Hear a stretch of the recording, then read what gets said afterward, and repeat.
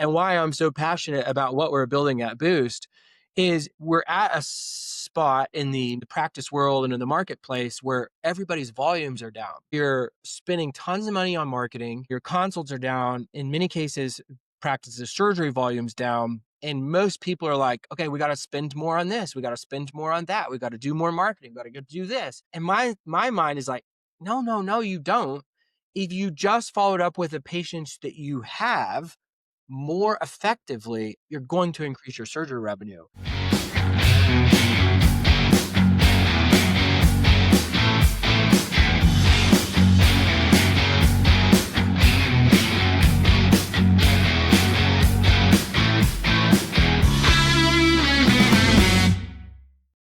Welcome to season 2 of the Ophthalmology Experience, powered by Boost Patients. Today, we've got the man behind the curtain. We've got Kade Wilcox, CEO of Boost Patients.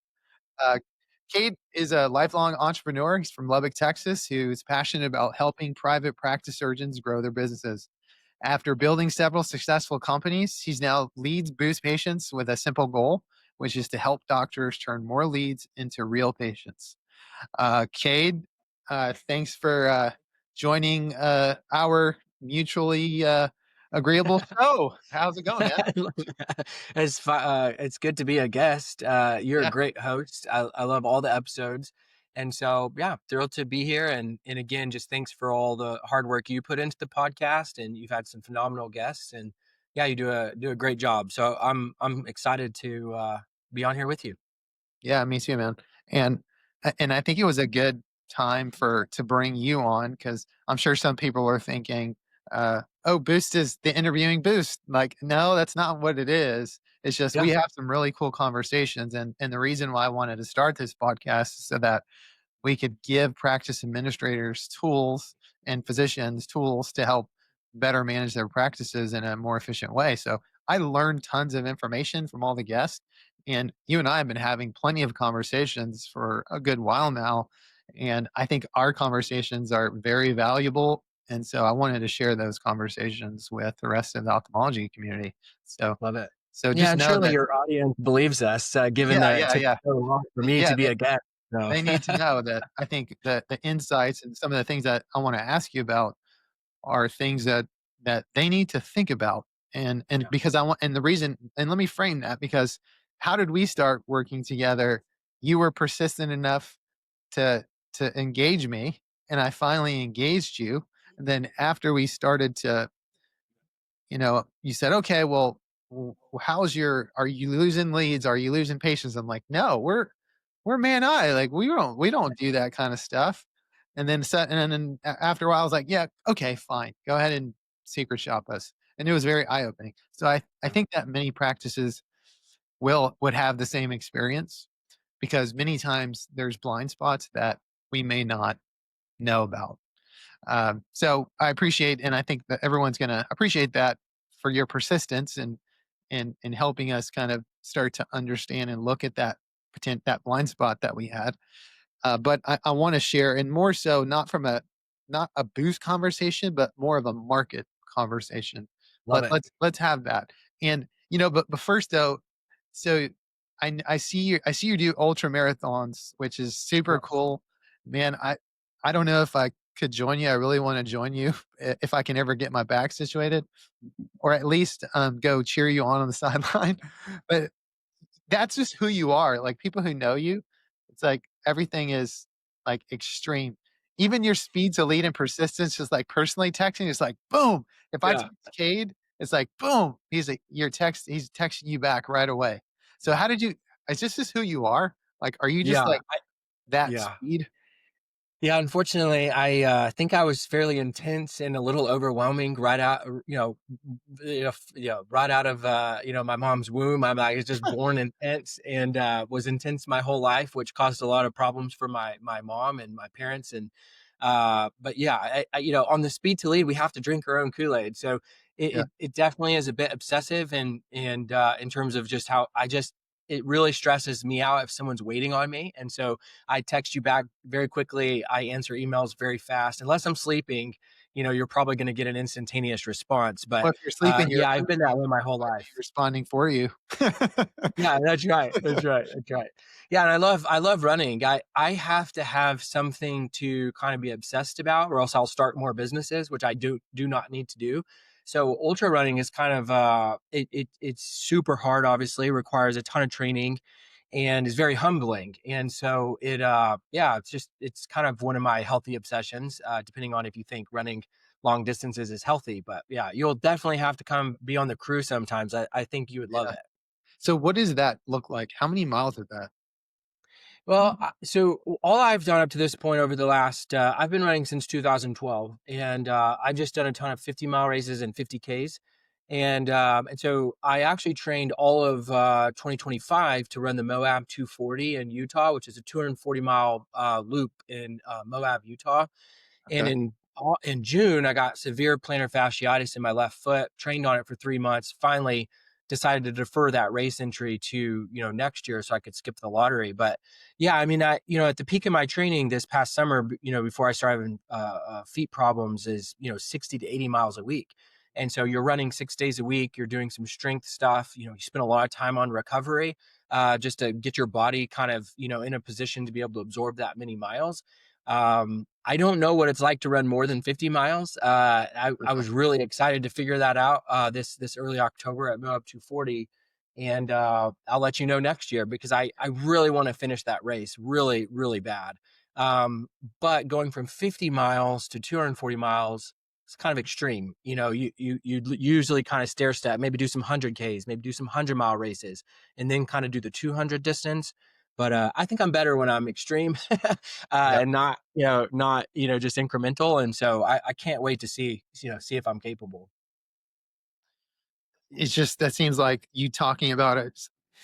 It's like, and when you look at the destination, most normal people say there's no way in hell that Yeah. that could ever happen. But I bet you that most people with enough intensity and just training can work up to that point. But you got to put in the work, right? Just like everything else. Yeah.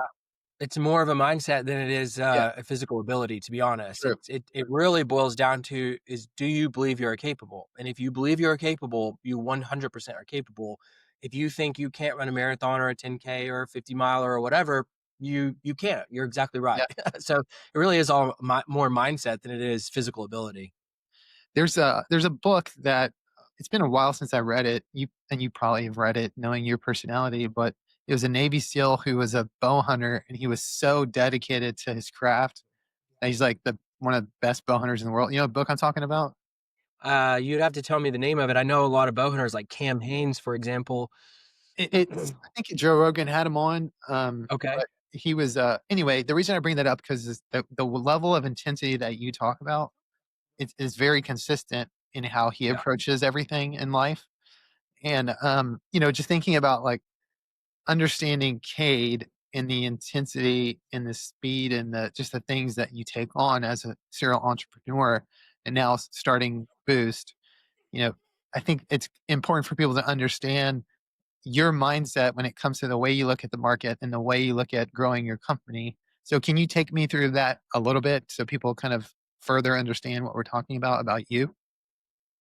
Yeah. And are you about Like in me terms of related a to little bit what about Boost your does? history, but understanding you and that, you start multiple businesses and Yeah. how you kind of approach growing your businesses and just in general about approaching it, approaching your work and professional life and your running and everything with just Yeah. that level of intensity. I think the things that translate the most to work is that I love problem solving and bringing other people value. So I think the way my intensity and the way I work and the way I approach building businesses and how I approach that, the value it brings the practices we work with is that I'm fairly obsessive about, how can we solve a problem or how can we bring value or how can we make them excel. And so I think that obsession and that kind of the way I work and how I think and the speed at which I do it, I think is the how it translates to value for the practices it overflows into helping them solve those problems and bring that value. So I think that's the biggest application. I think it also helps us innovate. I think of some other companies in the market that have been around longer than Boost. Boost started in 2018, that have been around in the market longer, but I think they've approached it with less intensity, and I think they've stopped innovating their product and stopped kind of like keeping their ear to the ground on what are the real challenges or the real opportunities that exist within these private practices. And so I think my intensity and the speed at which our whole team, it's not just me, but our whole team moves, brings value to our practices because we're listening hard. What are you experiencing? What are you going through? What are you trying to accomplish? What are your challenges? And then we try to make sure that our product aligns with bringing value and solving those problems. So I think that's the greatest application. Yeah. Well, you do a good job at it, man, 'cause I appreciate that. it's I know that if I text or email Kate, I know that I'm gonna get a response right Yeah, and away. it's really our whole team. I mean, Yeah. Liam obviously, quite well, just given our work together, and I think and believe I have an important responsibility in leading our company and kind of setting that standard. But our entire team is as all in as I am, and I think if it were just me and the rest of our team was not, our one of our core values at Boost is all gas, no brakes. And so it's not just me. I mean, everybody from our patient concierge agents who are, the front line all the way to me and everything in between, it really is a core value of Boost, all gas, no brakes. Yes, I believe it 100%. Yeah. So I wanna talk about blind spots because I brought up blind spots, and that's one of my passions is really from a practice administrator or physician running the practice standpoint, what are the things in your practice that you don't see? We all think that we do X things really well, and many of us do, but no matter how good you are, and I got to be humbled recently, no matter how good you are, you're going to have something that you don't see 100%. And it might be because people tell you, hey, or I ask a question and they say, yeah, Guido, sure, that's happening. And then, I trust. I've got great people. It's happening. Right. So how did and you can use us as an example if you like, but I know you've done a ton of these as far as mystery shops. How do you give people visibility into those blind spots? What does it look like? Yeah. I think there's two common things I see, and then I'll answer how we present this kind of information to them. What I hear most from the physician side of the conversation is, "Oh, for sure our team is doing that." They don't really know the what they're doing part. They just like have convinced themselves of course we're doing all of those things, well or right or the things we need to do. But it's pretty disengaged from reality most of the time. Some practices do a really good job, but most of the time, and we can talk about the data if it's interesting, most of the time it's not. And then from a kind of a practice leader perspective, they're much more in tune with what's supposed to be happening, Mhm. but wearing so many hats, they're not real sure. Just like you said, you just kind of take your team's word for it. And I don't even think the team gives you information out of ill intent or, a desire to be inaccurate. It's just they're wearing so many hats that they've kind of convinced themselves, oh, for sure, those systems and processes and the things that we needed to be doing are in place. So those are the two most common things we hear from the physician and then the practice leadership. But then once we actually do the mystery shop, so for your audience, you know this, but for those listening, we've in the last 18 months we've mystery shopped over 600 practices. We're just shy of 700.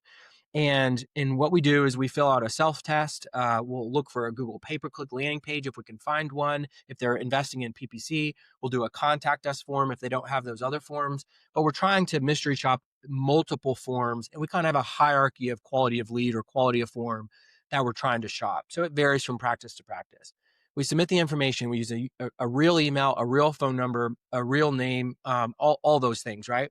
And we'll submit those forms, and then over 5 days we track how the practice is following up with us. We put that in a PDF, and then we'll share it with the practice.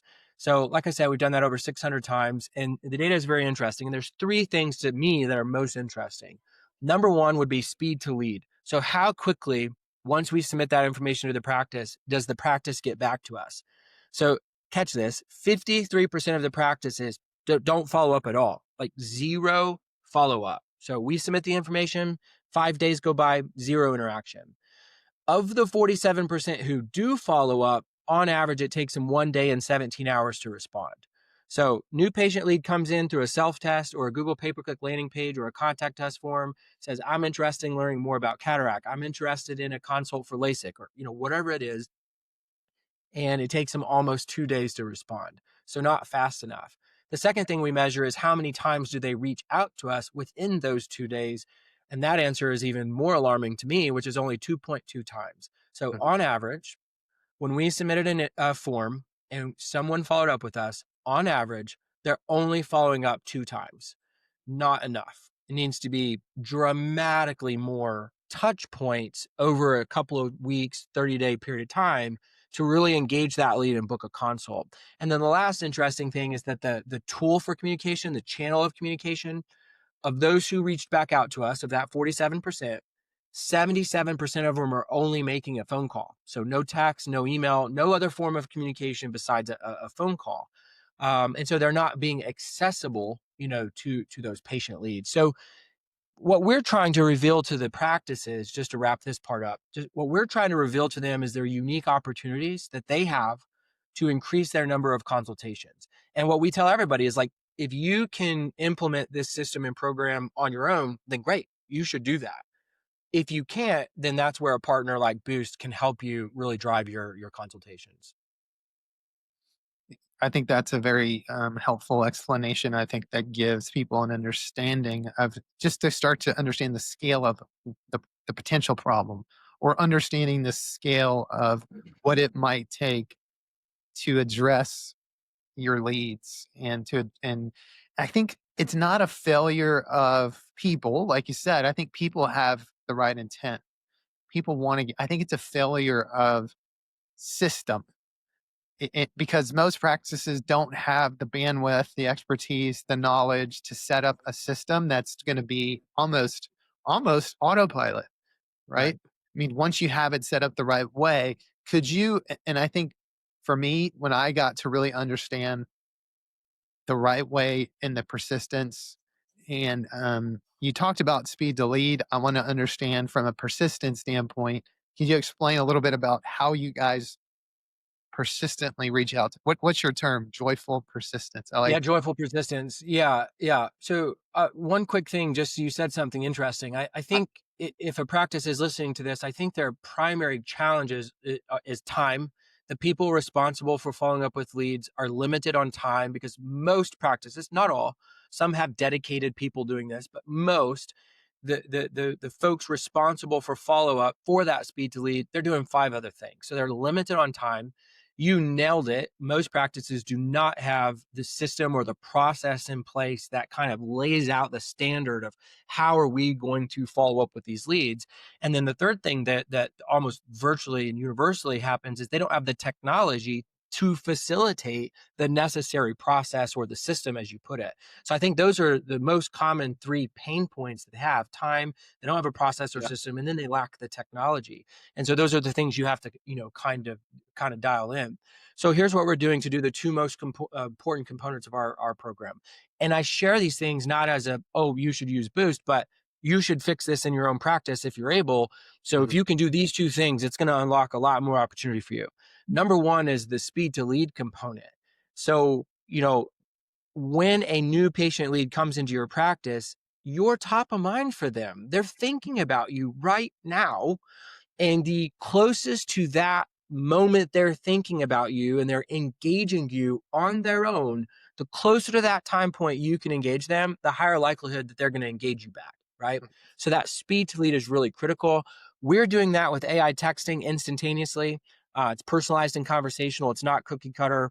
It's unique to every single patient based on what they're saying they're interested in. So they get an instantaneous text 24/7.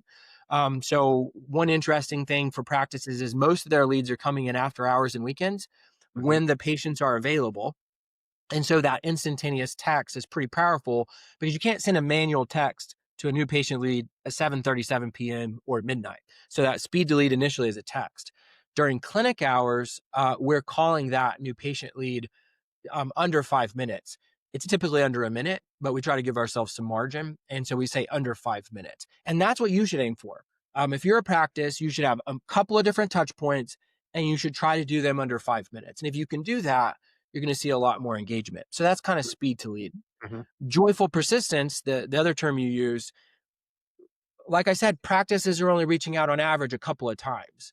Even if you're reaching out 5 or 6 times, which by the way, rarely happens, but even if you are that rare practice, you are reaching out 5 or 6 times, it's still not enough. So what we do is we're very aggressive the first 10 days, and then we back off a bit and we call it joyful persistence, and we'll follow up with them for months at a time. And it's not just with technology, it's with phone calls. So we'll send some text, we'll send some emails, and we'll make some outbound phone calls, which are real humans called patient concierge agents. And I would do the same thing if I were you. So if I were a practice trying to solve this on my own, I would set up some technology and automation that reached out to them as quickly as possible. That's personalized, not a cookie cutter email that says thanks for filling out a form. That's not communication. So figure out a way to send a text, very quickly. And then the second thing I would have encourage someone to do is set up a cadence of personalized reach out at a minimum for 30 days. And that would dramatically, move you forward in terms of your conversion rate on new patient leads. And I'm gonna ask you, I'm gonna well, first I'm gonna tell you why I think that's important, and then ask if you agree, which is I'm gonna put myself in in the shoes of a patient. Let's say that, I mean, a busy practice administrator, a busy business person, whatever, has a family, has stuff going on. I'm like, damn it, I'm tired of these freaking glasses or readers, whatever. And in that moment, I have this, okay, I've got to do something. I jump online, I see a digital ad, I say, yes, I'm interested in learning more information. If if you reached out to me a couple of days later, let's say it's the middle of the day and I'm in the middle of I've got meetings all day, I've got stuff going on, maybe I'm like, maybe I start to lose my will a little bit. And that's why I think that is important. So do you think is that the reason why you think joy for persistence and speed to lead is important because you got to strike while the iron's hot and it might not necessarily be when the practice is ready?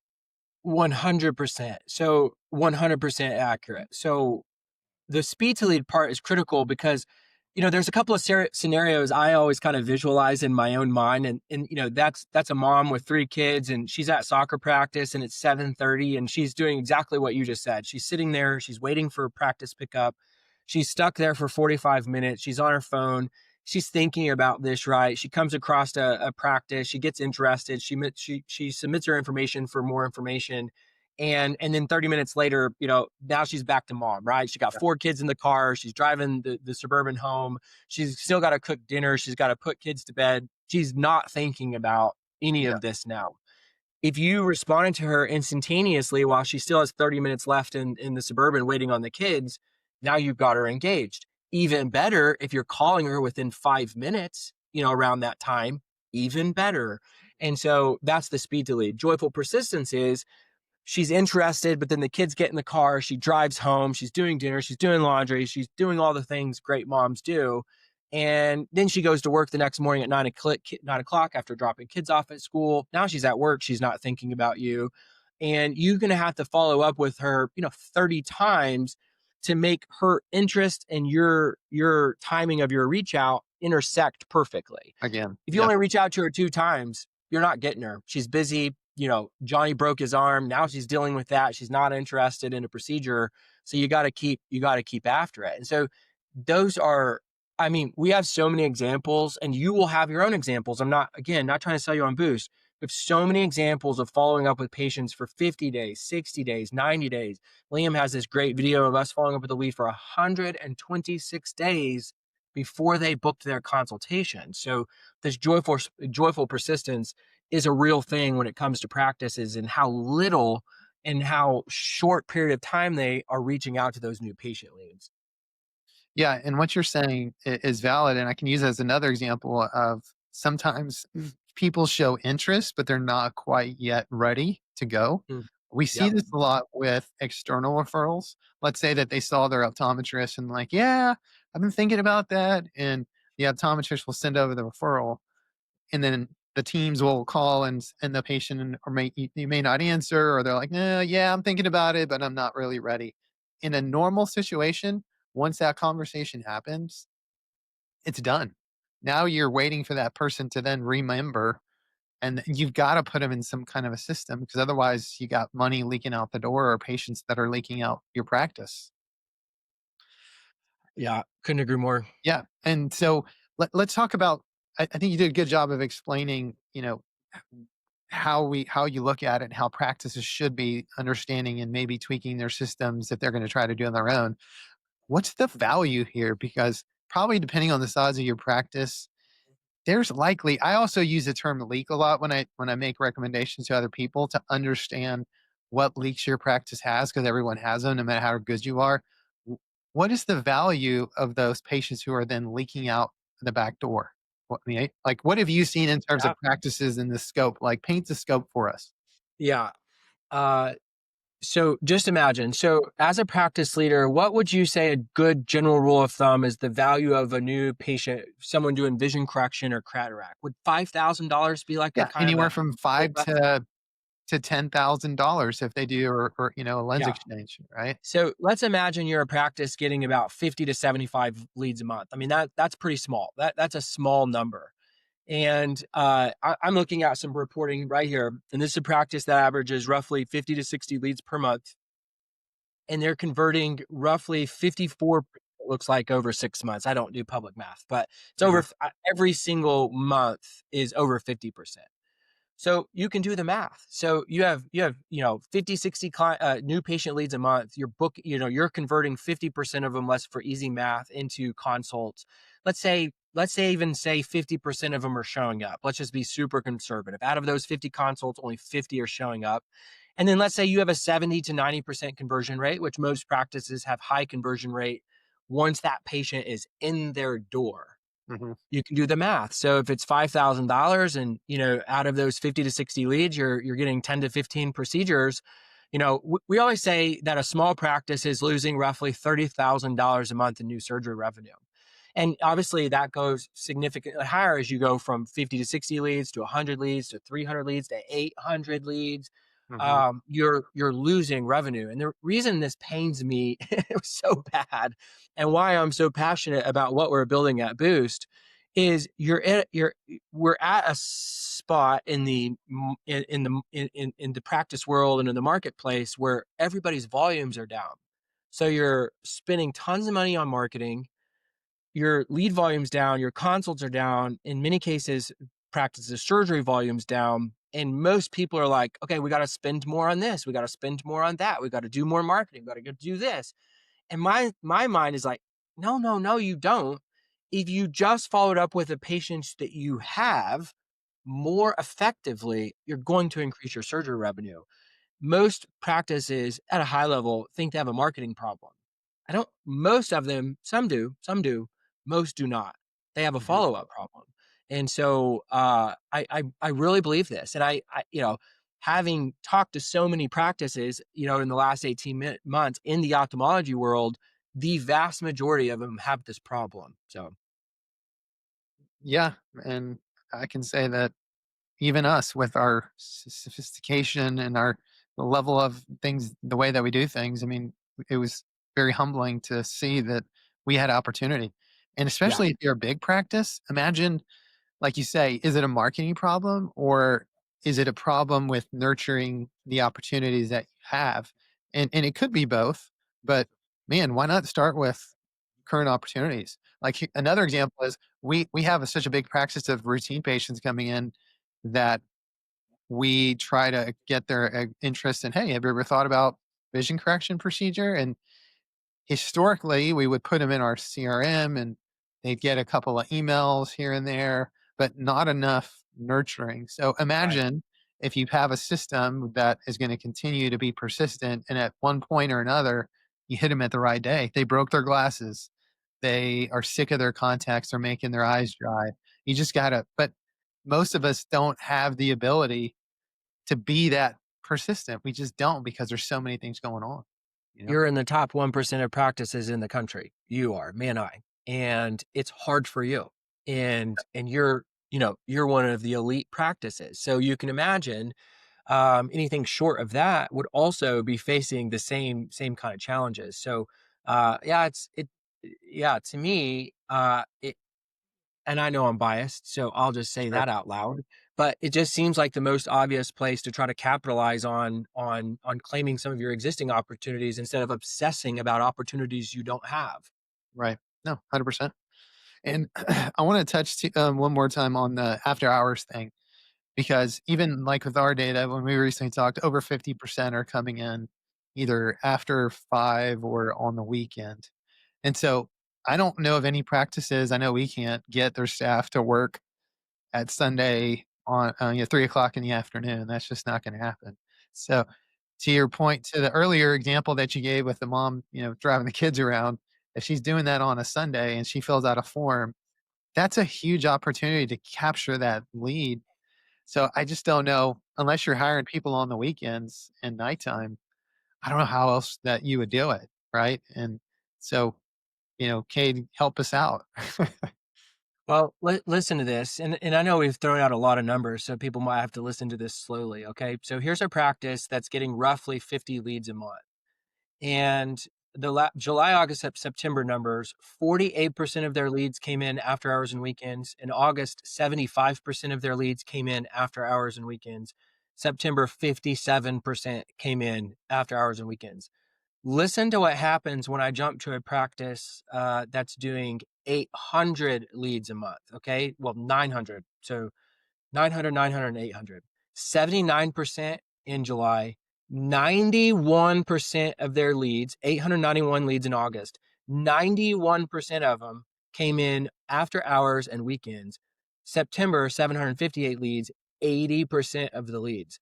So whether you're a small practice, and I have some here that are in the 300 to 400 range, whether you're a small practice, a medium practice, or a large practice, small, medium, or large lead volume, Mhm. the bulk of your leads are coming in after 5 p.m. and on weekends. What a missed Yeah. opportunity, not to have systems in place and probably people.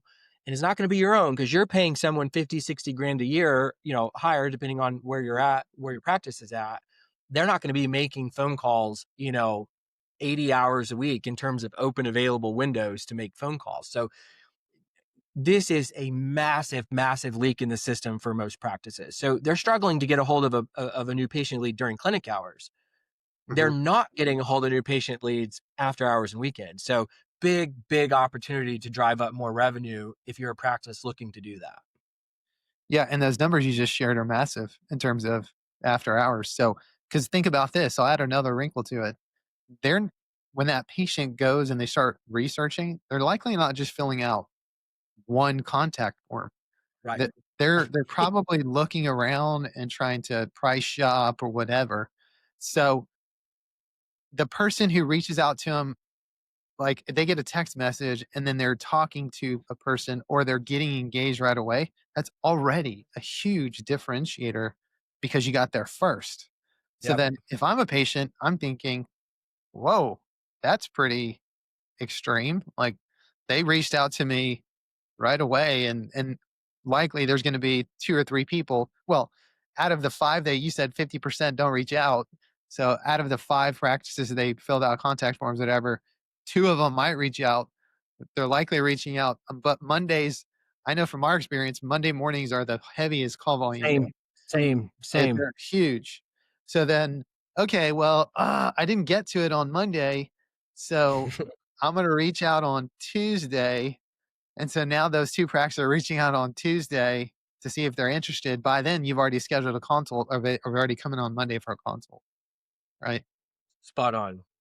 I mean, We just haven't even talking we about haven't it. even talked about the challenge that practices have kind of, finding the teammate who wants to do this work, training them, giving them resources, coaching them, holding them accountable, helping them get better, resourcing them with the right technology. So, by the time you do all that, it's a Herculean effort to be able to do this work. Yeah, it's a really big, especially now, like you said, the state of the refractive market. Like, we cannot, never can we afford to not capitalize, but even more so now, it's something Yeah. that practice do. So, what advice would you give to a practice who is listening to this and they're thinking, well, my systems, maybe they're good, maybe they need some help. Like, what would your general advice be? Yeah, really good question. Number one, I would audit, like do a honest audit of what you're currently doing and get a realistic picture of what's happening. So don't just assume, don't just kind of think this is what you're doing, but really get an accurate picture of what you're doing. Once you see what you're doing, then the second thing I would do is says, okay, what could your team do? 1 to 3 things. So not 50 things, but 1 to 3 things. What could they do based on their resources they have, time, technology, skill, all those things? What are 1 to 3 things you could do in the short term to increase speed to lead? That's where I would start.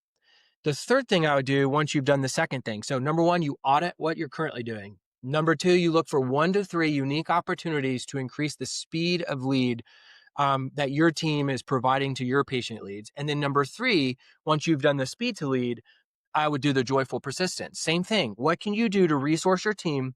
1 to 3 things that could help them improve the joyful persistence. So, audit. Number two would be what's 1 to 3 things you could do to increase speed to lead. And then number three, what are a few things your team could do to incrementally improve joyful persistence? And I'd do that quarter after quarter after quarter. And by the end of a full year, it's very likely that your system and process and your effectiveness of new patient follow-up is unrecognizable compared to where you started. So those would be the 3 things over a year's time. Because if you overhaul your system and you try to make it like Boost, it's going to overwhelm your team. You're not going to have the technology. You won't have the process. They won't have the time, resources, or skill. So do it incrementally. And even just doing it yourself over a year's period of time, you're going to see a dramatic improvement doing just those 3 things. Jade, I really appreciate you coming on and sharing your knowledge and your intensity and your passion for what you do.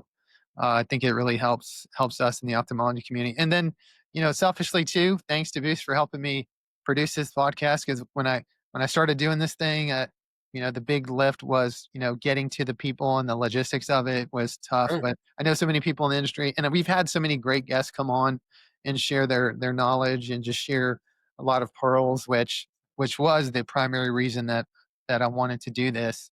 So thanks for your help, and Of course, you're thanks you're for the you're a partnership. great host. Oh, you're a great host. You ask really good questions. Your guests have been very engaging. And for me personally, I mean, it's a gold mine of education. Like it Yeah, helps us, understand the market and practices and what people are going through and technology. So it's been a great educational resource for me.